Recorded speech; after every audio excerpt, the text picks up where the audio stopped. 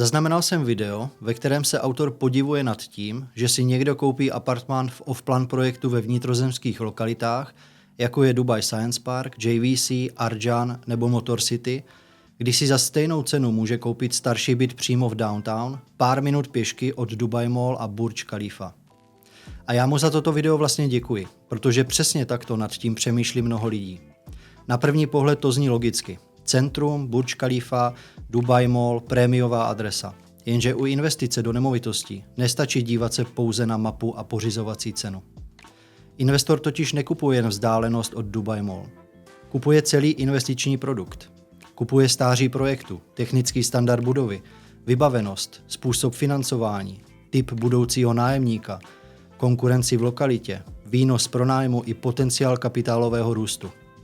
Plyne z toho zásadní otázka. Koupit za stejnou cenu starší hotový byt v downtown nebo off-plan ve vnitrozemí? Právě proto dnes porovnáme dva úplně odlišné typy produktů. Na jedné straně studiový apartmán ve starším projektu Burj Al Nujum v lokalitě downtown, na straně druhé studiový apartmán v novém typu projektu, který reprezentuje například Sierra, developera Iman v lokalitě Motor City. Srovnáme nákupní ceny, dlouhodobé nájmy, krátkodobé pronájmy přes Airbnb i potenciál kapitálového růstu. A hlavně budeme vycházet z konkrétních dat z katastru nemovitostí. Ještě než začneme, krátce se představím. Jmenuji se Petr Brzobohatý, jsem rezidentem Spojených arabských emirátů a v Dubaji působím jako realitní makléř od roku 2021. Od té doby jsem prodal stovky nemovitostí v hodnotě přesahující 2 miliardy korun. Slyšet a vidět mě můžete v podcastu magazínu Forbes, v pořadu Interview Plus na televizi CNN Prima News, nebo také v jejich hlavních televizních novinách, kde jsem v živém vstupu komentoval situaci na realitním trhu v Dubaji. Pokud po zhlédnutí tohoto videa začnete uvažovat o investici v Dubaji, můžete si naskenovat tento QR kód a domluvit si se mnou konzultaci přes videohovor nebo osobní schůzku v mé kanceláři v Brně. Nyní už ale pojďme na samotné srovnání. Začneme férově. Downtown je bez debat prémiová a ikonická lokalita. Je to jedna z nejsilnějších adres v Dubaji. Burj Khalifa, Dubai Mall, fontány, centrum dění. Pokud někdo řekne, že byt v downtown má obrovskou sílu díky lokaci, tak s tím souhlasím. Ale silná adresa ještě automaticky neznamená nejlepší investici pro každého. Jedna věc je lokalita, druhá věc je konkrétní produkt, který v dané lokalitě kupujete. Starší byt v centru prodává hlavně adresu. Nový projekt mimo centrum může nabídnout modernější technický standard, lepší vybavenost, atraktivnější společné prostory, jiný způsob financování a jiný investiční příběh. A právě proto se tyto dvě věci nedají srovnávat jen podle mapy. První zásadní rozdíl je ve stáří projektu. U starších projektů se často říká jen to, kdy byly dokončeny. Jenže důležité je i to, kdy se začaly stavět a kdy byly reálně navrženy. Burj Al Nujum byl dokončen v roce 2013, ale stavět se začal už v roce 2007. To znamená, že jeho architektonická logika, technické řešení a standard budovy vznikaly ještě dříve, zhruba kolem roku 2006.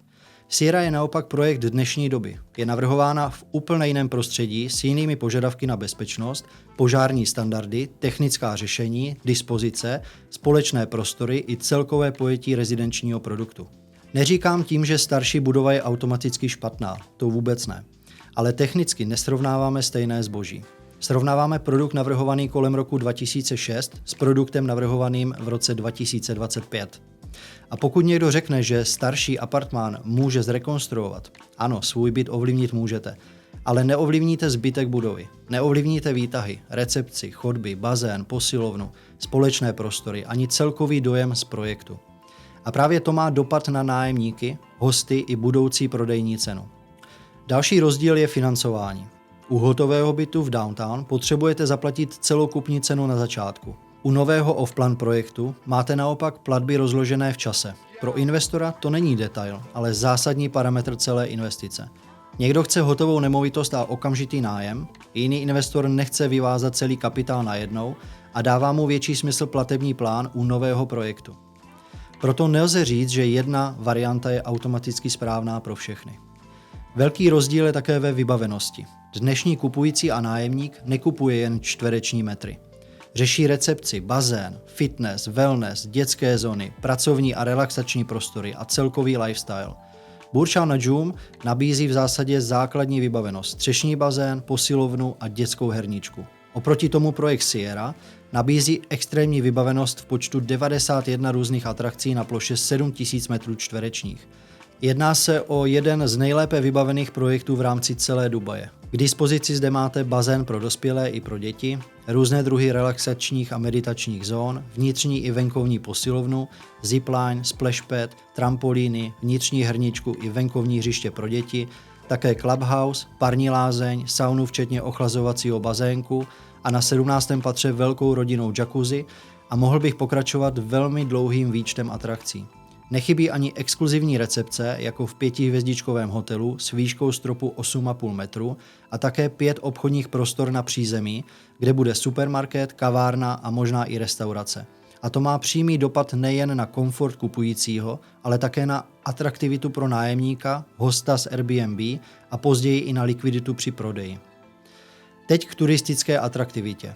Downtown je turisticky silnější lokalita, to je pravda. Pro část turistů bude vždy první volbou. Ale ne každý host vybírá ubytování podle lokality. Hosté na Airbnb řeší cenu, kvalitu interiéru, vybavenost budovy, bazén, posilovnu, parkování, recenze, celkový dojem, dostupnost autem nebo metrem a také poměr cena-výkon. Takže ano, Downtown má silnější adresu, ale to neznamená, že každá starší jednotka v Downtown automaticky porazí modernější a dobře vybavený projekt mimo centrum. Naopak starší projekt v Downtown může mít v rámci své vlastní lokality obrovskou konkurenci novějších a atraktivnějších budov.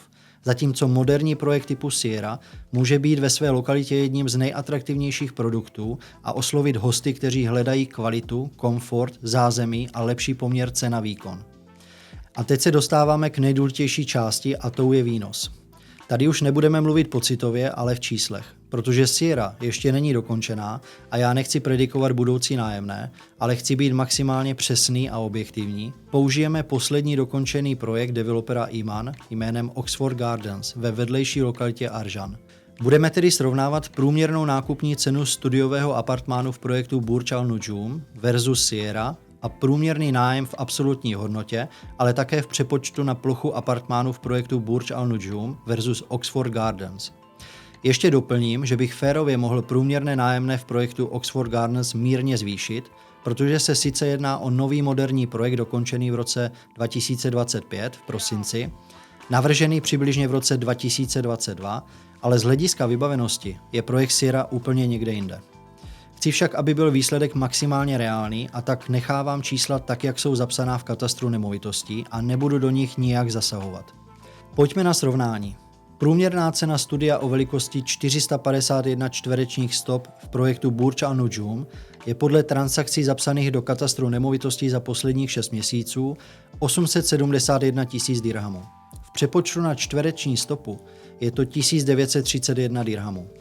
Průměrná cena studia o velikosti 417 čtverečních stop v projektu Sierra je podle transakcí zapsaných do katastru nemovitostí za posledních 6 měsíců 865 000 dirhamů. V přepočtu na čtvereční stopu je to 2074 dirhamů. Vidíte, že v absolutním čísle je studio v projektu Sierra levnější, ale protože je rozměrově menší, tak na čtvereční stopu vychází o něco dráž. Doplňme výši nájemného, protože až to nám řekne něco o tom, kolik nám takový apartmán může vydělávat. Průměrné nájemné studia v projektu Burj Al Najum je podle transakcí zapsaných do katastru nemovitostí za poslední 3 měsíce 62 000 dirhamů. Zde můžete vidět transakce zapsané do katastru. Oproti tomu průměrné nájemné studia v projektu Oxford Gardens je podle transakcí zapsaných do katastru nemovitostí za poslední 3 měsíce 64 773 dirhamů. V absolutním vyjádření je tedy průměrné nájemné v Oxford Gardens vyšší o 2773 dirhamů ročně, tedy zhruba o 4,5%. I zde se můžete podívat na konkrétní transakce zapsané do katastru. Buďme ale ještě přesnější a rozpočítejme si absolutní nájem na čtvereční stopu. V projektu Burj Al Najum je průměrné nájemné na čtvereční stopu 139 dirhamů. Oproti tomu v projektu Oxford Gardens je průměrné nájemné na čtvereční stopu 158 dirhamů. Při přepočtu na čtvereční stopu je tedy rozdíl ještě výraznější. Oxford Gardens dosahuje o 19 dirhamů za čtvereční stopu vyššího nájemného, což představuje rozdíl 13,7%. Teď si však pojďme srovnat průměrné nájemné s průměrnou cenou za studiový apartmán v obou projektech. Abychom byli co nejpřesnější, budeme srovnávat nájemné s průměrnou nákupní cenou včetně nákladů na koupi. U projektu Burj Al Nujum je to 8% navíc a u projektu Sierra jsou to 4% navíc. Pořizovací cena studia v projektu Burj Al Nujum, včetně nákladů, je 940 680 dirhamů, u projektu Sierra je to 899 600 dirhamů. Po srovnání s průměrným ročním nájmem vychází hrubý roční výnos na 6,6% u projektu Burj Al Nujum. U projektu Sierra by při výši nájmu z projektu Oxford Gardens hrubý roční výnos vycházel na 7,2%. Rozdíl činí 0,6% bodu, což znamená, že výnos u Sierry by byl přibližně o 9,1% vyšší. Znamená to, že nový moderní a bohatě vybavený projekt developera s velmi dobrou reputací je schopen generovat vyšší roční výnos i přesto, že je ve vnitrozemské lokalitě a ne v downtown, v docházkové vzdálenosti od nejvyšší budovy světa Burj Khalifa. Dalším zajímavým ukazatelem je počet nájemních transakcí zapsaných do katastru. Zatímco u staršího projektu bylo i přes spoustu aktivních inzerátů za poslední 3 měsíce zapsáno pouze 5 nájemních smluv. U nového projektu Oxford Gardens to za celé období bylo 31 nájemních smluv. Vysvětlení může být poměrně jednoduché. V tomto konkrétním srovnání data naznačují, že nájemníci výrazně častěji volili novější a modernější projekt. Podobnou logiku srovnání použijeme i u krátkodobých pronájmů. Protože Sierra ještě není dokončená a Oxford Gardens je zcela nový projekt bez dostatečně dlouhé historie na Airbnb, použil jsem pro srovnání jiný projekt stejného developera Iman, konkrétně Oxford Terraces v JVC. Budeme srovnávat průměrný roční obrat, obsazenost a průměrnou cenu za noc studiových apartmánů v každém z projektů. Aby bylo srovnání co nejférovější, u každého projektu jsme pracovali se stejným typem jednotky, tedy se studiovými apartmány. Z každého projektu jsme vzali vzorek 5 studií, u kterých jsme zprůměrovali 3 hlavní metriky za posledních 12 měsíců. Hrubý obrat, obsazenost a průměrnou cenu za noc. Z těchto hodnot jsme následně vypočítali také tržbu na dostupnou noc, protože tato metrika je v hotelovém provozu klíčová. Kombinuje totiž obsazenost a průměrnou cenu za noc a díky tomu slouží k porovnání výkonu různých ubytování. Nestačí tedy sledovat pouze to, za kolik se apartmán pronajímá, ale také jak často je skutečně obsazený. U projektu Burj Al Nujum vyšel průměrný roční obrat na 90 900 dirhamů, průměrná obsazenost na 63,2%, průměrná cena za noc na 424 dirhamů a výsledná tržba na dostupnou noc na 267 dirhamů. Pro srovnání, průměr studií v lokalitě Downtown dosahuje při průměrné ceně za noc 557 dirhamů a obsazenosti 70%, průměrného ročního obratu ve výši 128 000 dirhamů a tržby na dostupnou noc přibližně 390 dirhamů. Burj Al Nujum tak dosahuje oproti průměru studií v lokalitě Downtown přibližně o 31,7% nižší tržby na dostupnou noc. U projektu Oxford Terraces v JVC vyšel průměrný roční obrat na 111 400 dirhamů, průměrná obsazenost na 81,2, průměrná cena za noc na 382 dirhamů a výsledná tržba na dostupnou noc na 308 dirhamů. Průměr studií v lokalitě JVC dosahuje při ceně za noc 336 dirhamů a obsazenosti 78%, průměrného ročního obratu ve výši 86 316 dirhamů a tržby na dostupnou noc přibližně 262 dirhamů. Oxford Terraces tak oproti průměru JVC dosahuje přibližně o 17,5% vyššího výkonu. Při přímém srovnání obou projektů vychází lépe Oxford Terraces. Jeho tržba na dostupnou noc je 308 dirhamů, zatímco u Burj Al Nujum 267 dirhamů. Rozdíl činí 41 dirhamů na každou dostupnou noc, tedy přibližně 15,4% ve prospěch Oxford Terraces. Ve sledovaném vzorku vychází Oxford Terraces z pohledu krátkodobého pronájmu výkonněji než Burj Al Nujum. Nejenže překonává průměr své lokality JVC, ale zároveň dosahuje vyššího výkonu i v přímém srovnání s projektem Burj Al Nujum v prémiové lokalitě Downtown. To ukazuje, že novější, dobře vybavený projekt ve vnitrozemské lokalitě může v krátkodobém pronájmu dosahovat velmi konkurenceschopných výsledků a v některých případech dokonce překonat starší projekt v prémiovější lokalitě. A zbývá poslední zásadní srovnání, potenciál kapitálového růstu. Tady vidím jednu z největších výhod projektu Sierra. Burj Al Nujum je starší dokončený projekt v Downtownu. Jde o prémiovou lokalitu, která už je z velké části dokončená a etablovaná. Kupující zde vstupuje do hotového produktu v hotové lokalitě. Cena tedy více odráží současný stav a prestiž adresy, ale méně budoucí transformační potenciál. Sierra je naopak nový off-plan projekt v lokalitě, kterou čeká další infrastrukturní i občanský rozvoj. Hodnota nemovitostí totiž neroste pouze tím, že se dokončí samotný projekt, ale také tím, že se postupně zlepšuje celé jeho okolí. V případě Sierry hraje roli budoucí napojení na metro, zlepšování dopravní infrastruktury, rozvoj občanské vybavenosti, blízkost nákupních center, plánovaný komunitní park přímo před projektem a také připravovaný business komplex s kancelářemi, nákupním centrem a nemocnicí v docházkové vzdálenosti. Z tohoto pohledu vidím vyšší potenciál kapitálového růstu jednoznačně u projektu Sierra. Ne proto, že by Downtown nebyl kvalitní lokalitou, ale proto, že Downtown už má hlavní fázi svého rozvoje za sebou, zatímco okolí Sierry má před sebou další etapu růstu. Když si celé srovnání shrneme, odpověď na původní otázku není tak jednoduchá, jak se může na první pohled zdát. Ano, Downtown je prémiová lokalita, ano, Burj Al Nujum je v docházkové vzdálenosti od Dubai Mall a Burj Khalifa, a ano, pro určitou skupinu kupujících může mít hotový apartmán v centru města smysl. Ale investice do nemovitostí není jen o adrese. Investor nekupuje pouze vzdálenost od nejvyšší budovy světa. Kupuje celý produkt a stejně tak je potřeba se na to dívat očima samotného kupujícího. Pokud si kupujete apartmán v Dubaji a chcete ho občas využívat i pro sebe, nechcete jen někde přespat.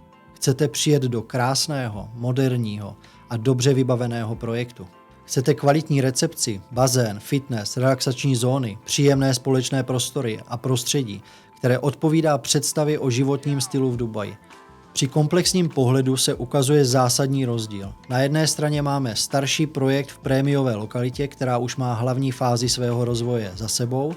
Na druhé straně máme nový off-plan projekt s modernějším technickým standardem, silnější vybaveností, rozloženým platebním plánem a lokalitou, kterou další rozvoj teprve čeká. Z pohledu dlouhodobého pronájmu, krátkodobého pronájmu i potenciálu kapitálového růstu vychází ve sledovaném srovnání lépe nový, moderní a dobře vybavený projekt typu Sierra. Neznamená to, že Downtown je špatná lokalita, to vůbec ne. Downtown zůstává jednou z nejsilnějších adres v Dubaji. Ale silná lokalita automaticky neznamená, že každý starší projekt v této lokalitě bude lepší investicí než nový projekt mimo centrum. Proto bych se při rozhodování nikdy neptal pouze, zda je to blízko k nejvyšší budově světa Burj Khalifa. Ptal bych se spíše, co přesně kupuji, jaký je technický standard projektu, jaká je jeho vybavenost, jaký typ nájemníka oslovuje, jaký komfort nabídne mně samotnému, pokud ho budu chtít využívat, jaký má potenciál výnosu a jaký má prostor pro růst hodnoty do budoucna. Protože právě tyto otázky rozhodují o tom, jestli kupujete jen známou adresu nebo skutečně promyšlenou investici. A pokud nad tím uvažujete podobně a aktuálně se po nemovitosti v Dubaji díváte, může vás zajímat projekt Oxford Cove. Tento nový projekt je od stejného developera jako projekty Sierra, Oxford Gardens a Oxford Terraces. Nabízí vysokou kvalitu zpracování, bohatou vybavenost, včetně 30-metrového střešního bazénu. Nachází se v lokalitě JVC, kterou čeká další zlepšování dopravní infrastruktury, nové vjezdy a výjezdy, lepší napojení na okolní dálnice a do budoucna také napojení na síť metra díky nové lince Gold Line s dokončením v roce 2032. Pro více informací si naskenujte tento QR kód a domluvte si se mnou konzultaci nebo mi napište přímo na WhatsApp. Děkuji za pozornost.